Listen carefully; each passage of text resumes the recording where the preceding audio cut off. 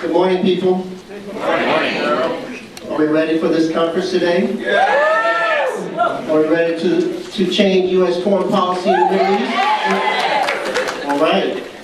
Well, we're starting off with an excellent panel this morning that's going to set a framework for us in terms of the U.S. foreign policy in the Israeli-Palestinian conflict, the first year of the Obama presidency. And I'm just going to say a little bit about the panelists and then turn it over to the that's going to speak first is Noura. Am I pronouncing that right, Noura? She's a Palestinian attorney and activist, and she's currently an adjunct professor of international human rights in the Middle East at Georgetown University. How exciting. It feels like a national reunion in Washington.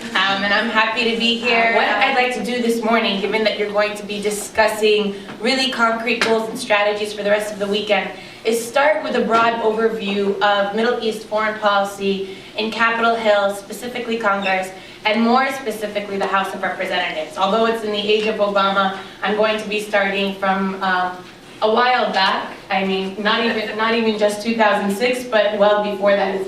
And afterwards, I'd like to transition to doing a little mapping of Congress and voting trends and emerging coalitions that we can buttress with our advocacy, something to think about for yourselves as advocates and lobbyists.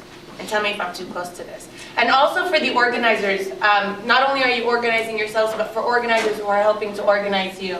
So with that, let me start as broad as possible and say that what happens in the Middle East, what happens, whether or not Palestine is relevant and is relevant or irrelevant and Israel is more relevant, is not a matter of coincidence or morality, but rather of political interest in the Middle East. At present, the main concern in Congress is not so much whether or not Palestinians develop or create a state, as much as it is as warding off menacing Iran and making sure that Iran, the one force that looks like an anti-imperialist force in the region, which can actually threaten U.S. interests and threaten U.S. control of its acquisition and access to oil, begins to reshape the Middle East that we've seen recently. And that reconfiguration takes place in broad ways that we might have seen most recently, but which isn't between states. It's mainly Iran, Syria, and its funding of non-state actors like Hamas and Hezbollah against those states who have seen that their alliance with the U.S. is more beneficial to them, namely Egypt, Jordan, March 14th forces in Lebanon, Fatah forces of the Palestinian Authority or the Palestinian leadership, and Saudi Arabia. And this is really relevant because it's not just about anti-imperialists versus those who support the U.S., but it's also a situation where sectarian tensions are playing out. The Middle East has been rife with sectarian tensions and divisions based on identity, those that we've seen most recently in Iraq because of Sunni and Shia divides, but which have pre-existed the war in Iraq in 2003. The difference is that authoritarian regimes have served as a tight lid to those tensions. And of course, after the execution of Saddam, the invasion of Iraq, the occupation of Iraq, that lid has been blown off, and now those sectarian tensions have manifested themselves and actually come to dominate Arab thinking in the region.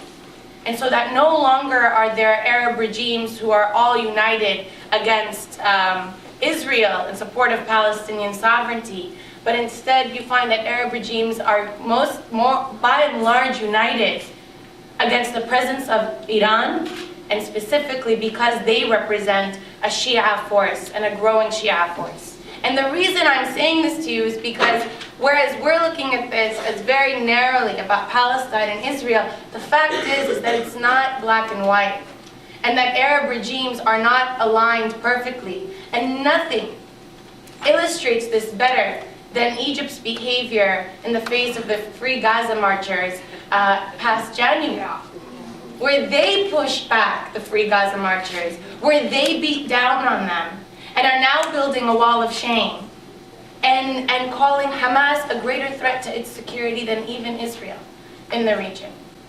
And that then informs how federal policymakers respond to Palestinians, because now it's a question of which Palestinians. Are they the Palestinians that support Iran? Or are they the Palestinians that support Saudi Arabia, Egypt, Jordan, parts of Lebanese political factions, and the US? And this was mentioned in an opening statement at the Senate Committee on Foreign Relations, where the ranking member, Senator Richard Lugar, said, "Developing a broader Middle East strategy is all the more urgent given that our intervention in Iraq has fundamentally changed the power balance in the region. In particular, the fall of Saddam Hussein's Sunni government opened up opportunities for Iran to seek much greater influence in Iraq. An Iran that is bolstered by an alliance with a Shiite government in Iraq or a separate Shiite state in southern Iraq would pose serious challenges for Saudi Arabia, Jordan, and Egypt and other Arab governments. Iran is pressing a broad agenda in the Middle East with uncertain consequences for weapons proliferation, terrorism, and the security of Israel, among other US interests.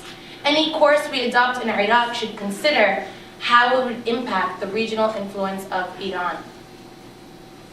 And so, Mahmoud Abbas, Abu Mazen, the Palestinian president of the West Bank,